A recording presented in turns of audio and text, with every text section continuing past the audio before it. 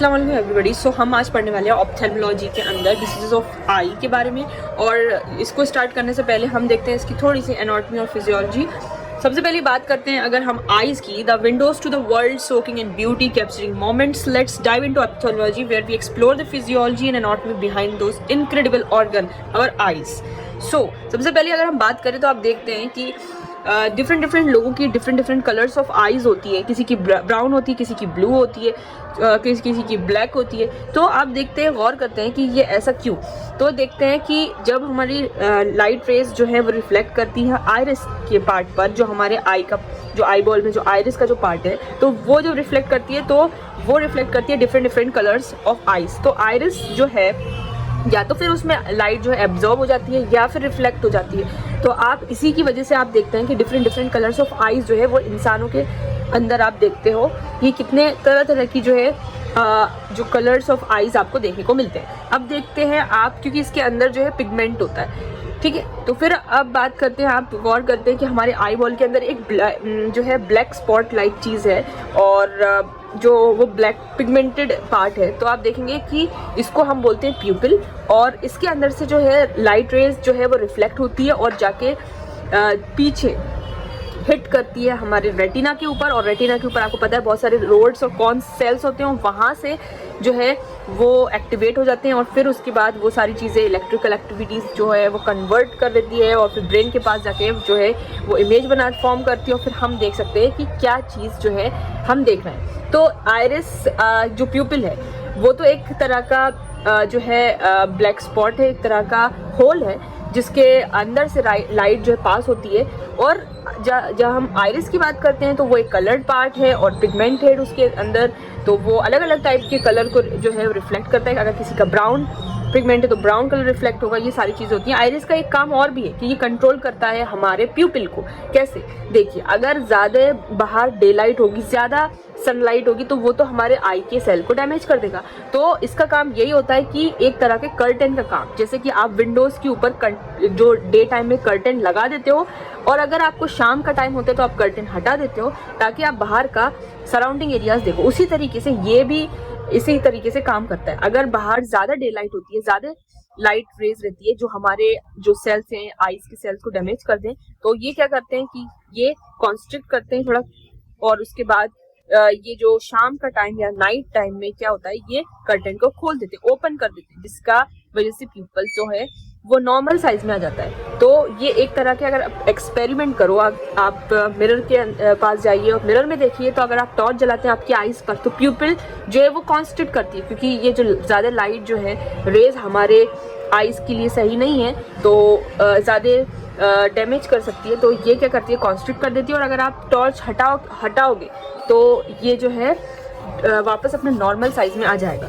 तो उसी तरीके से अगर मैं इसके क्रॉस सेक्शन की बात करूं, आईज के क्रॉस सेक्शन की बात करती हूँ, तो आप देखते हो कि आई लेंस जो है आता है इसके अंदर। तो आई लेंस क्या होता है कि आई लेंस जो यही है कि इनकमिंग लाइट को फोकस करता है और इसे पीछे वाली सरफेस पे क्या करता है, हिट करता है, फिर क्लियर इमेज हम देख पाते हैं। तो आप देख रहे हो कि आई लेंस, और फिर आप देख रहे हो कि जो आगे का पार्ट था क्रॉस सेक्शन से हम देख रहे हैं कि ये बल्ज पोर्शन क्या है। तो ये बल्ज पोर्शन कॉर्निया, और यहाँ पे लाइट रेज जो है बहुत ज़्यादा इसमें भी बेंडिंग होती है। और इसके आगे कॉर्निया के जो पीछे है वो है आपका वाटर लाइक चीज़ है, आप देख सकते हो। तो इसको हम एक्वस ह्यूमर बोलते हैं, और एक्वस का एक्चुअल मतलब ही वाटर होता है, क्योंकि यहाँ पे 99.9% वाटर ही है, 0.1% यहाँ पे प्रोटीन और वाइटामिन्स है। तो आप देखेंगे फिर उसके बाद यहाँ पे आप देखोगे कि जो लेंस है और जो कॉर्निया है, लेंस और कॉर्निया दोनों कॉन्वेक्स शेप के होते हैं। तो ये दोनों मिलकर हमारे आंखों के कन्वर्जिंग सिस्टम बनाती है, और ये दोनों इनकमिंग रेज को कन्वर्ज करती है ताकि एक शार्प इमेज हमें पीछे वाली सरफेस पे यानी कि रेटिना पर मिले। और मैक्सिमम कॉर्निया से, एक्वस ह्यूमर से, फिर उसके बाद ये प्यूपल से निकलती हुई आपके लेंस से निकलती हुई, फिर उसके बाद ये जाती है आपके रेटिना पे अल्टीमेटली, और फिर वहाँ जाके कोन्स और रॉड्स जो सेल्स हैं वो एक्टिवेट होते हैं और फिर इलेक्ट्रिकल सिग्नल्स भेजते हैं और फिर हमारे ब्रेन के पास और कन्वर्ट कर देते हैं these light rays in electrical signals. और फिर उसके बाद हमारे ब्रेन के पास जाते हैं और ब्रेन जो है वो इमेज फॉर्म करता है और हमें फिर हम जो है जो भी हम चीज़ देख रहे हैं वो हम देख पाते हैं, क्योंकि लेंस जो है वो एडजस्टमेंट प्रोवाइड करता है लाइट रेज को कम्प्लीटली फोकस करने में। तो अगर जो लेंस है एडजस्टमेंट करता है, फिर लाइट रेस फोकस होती है पीछे वाली सरफेस को, दैट इज़ रेटिना। तो अगर इस पर एक फोकस इमेज मिल जाए तो उसको हम देख पाएंगे और उसको क्लियरली हम देख पाएंगे, रीड कर पाएंगे। और अगर हमें कोई भी फोकस इमेज नहीं मिलती तो क्या होता है, चीज़ें हमें धुंधली नज़र आती हैं। तो रेटिना एक स्क्रीन की तरह काम करता है, पर्दे की तरह काम करता है। अब तुम सोच रहे होगे कि अगर इस पर इमेज बन जाएगी तो हम इसको कैसे देख पा रहे हैं। तो क्योंकि रेटिना लाइट सेंसिटिव सेल्स, जैसे मैंने पहले भी बताया था कि रेटिना एक लाइट सेंसिटिव सेल्स से बना होता है। अगर इन सेल्स पर लाइट पड़े तो ये सेल्स एक्टिवेट हो जाते हैं और लाइट को इलेक्ट्रिकल सिग्नल्स में कन्वर्ट कर देते हैं। और रेटिना पर कुछ नर्व्स होती हैं, आपको पता है, हम हमेशा पढ़ते आते हैं, दैट इज ऑप्टिक नर्व्स, जो इन सिग्नल्स को, इलेक्ट्रिकल सिग्नल्स को ले जाती है और हमारे ब्रेन के पास एक जो है कंस्ट्रक्ट कर लेता है इमेज। तो कैसी होने वाली है वो सारी चीज़ें ये ब्रेन जो है कंस्ट्रक्ट कर, फिर हमें ये बताता है कि बाहर की दुनिया कैसे बन रही है। तो आप देखते हैं कि लेंस के पीछे क्या है, एक और जेली लाइक चीज़ है, it is called vitreous humour, और विट्रस मतलब होता है ग्लासी। तो ये ट्रांसपेरेंट होता है ग्लास की तरह और ये जेली लाइक सब्सटेंस होता है। ये सपोर्ट प्रोवाइड करता है हमारी आई को, मतलब अगर आप ये नहीं होता तो हमारी आँख का जो शेप है वो कैसे मेंटेन रहता। तो ये एक तरह से शेप को और सपोर्ट जो है प्रोवाइड करता है आई को। सिलियरी मसल जो हमारी लेंस को पकड़ा हुआ है वो क्या चीज़ है, तो it is called ciliary muscle. ये हमारे लेंस के शेप को बदल सकती है। ऑफ कोर्स देखो, हमारे लेंस जो है वो कोई रिजिड मटेरियल से ही बना कि वो चेंज नहीं हो सकता उसका कर्वेचर वगैरह, लेकिन ये चेंज हो सकता है और इसको जो सिलियरी मसल्स हैं उसकी मदद से इसका कर्वेचर जो है एडजस्ट हो सकता है। तो खींचते हैं तो ये एलोंगेट होने वाला है, और अगर इस कर्वेचर को, और पतला होने वाला है इसका कर्वेचर। तो आप सोचेंगे कि इसका क्या फ़ायदा, अगर ये पतला कर रहा है, एलोंगेट कर रहा है, तो ये याद रखो।